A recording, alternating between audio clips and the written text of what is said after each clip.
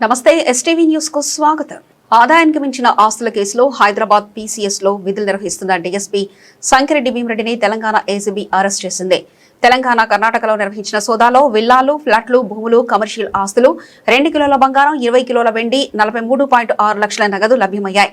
స్వాధీనం చేసిన ఆస్తుల మార్కెట్ విలువ దాదాపు 300 కోట్ల వరకు ఉండవచ్చని ఏసీబీ అంచనా వేసింది. కేసుపై విచారణ కొనసాగుతుంది.